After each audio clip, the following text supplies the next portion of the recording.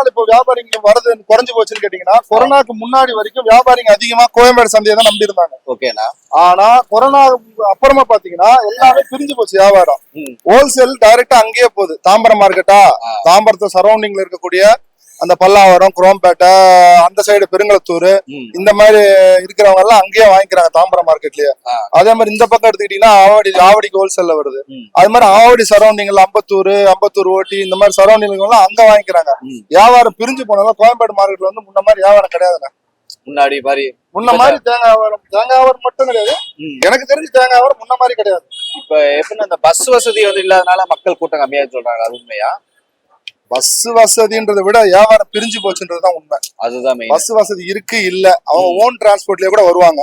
ஒரு 4 பேர் சேர்ந்துட்டு 5 பேர் சேர்ந்துட்டு அங்க இருந்து வண்டி பிடிச்சு நேரா இங்க வந்து அவங்களுக்கு என்னென்ன தேவையோ அந்த வண்டியில வாங்கி போட்டுக்கிட்டு அதை எடுத்துட்டு போய் அங்க வித்துக்கிட்டு இருந்தாங்க.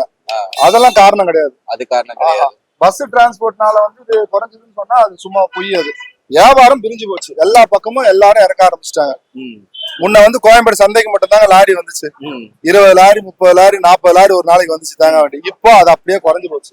அதனாலதான் வந்து இங்க வியாபாரம் குறைஞ்சு போச்சு. மக்கள் இங்க வர மாட்டேங்கிறாங்க. ஏன்னா எனக்கு அங்கேயே கிடைக்கும் போது நான் ஏன் கோயம்பேடுக்கு வரேன்? ஆனா பிரைஸ் எல்லாம் சேம் தானா? அங்க கிடைச்சாலும் இங்க பெரிய வித்தியாசம் எல்லாம் ஒண்ணும் கிடையாது. தாம்பரத்துல இங்க கோயம்பேடு விலைக்கு வாங்குற விலைக்கு அந்த தாம்பரத்துல விற்கிறாங்க. அதனால அங்கேயே வாங்கிக்கலாம். ஆமா, இங்க கிடைக்கக்கூடிய தேங்காய் வந்து 30 40 ரூபாய்க்கு தாங்க, உதாரணத்துக்கு சொல்றேன். 30-40 கிடைக்குது அப்படின்னா அதை அங்கேயே வாங்கிட்டு போறாங்க. ஏன் இங்க வராங்க? அவங்க டிராவல் செலவு எல்லாம். ஆமா, அதெல்லாம் மிச்சம் தானே அவங்களுக்கு. அதுதான் பிரச்சனையே. இப்போ வியாபாரம் பிரிஞ்சு போச்சு. முன்ன மாதிரி வந்து கோயம்பேடு சந்தையை மட்டுமே நம்பி கிடையாது யாருமே.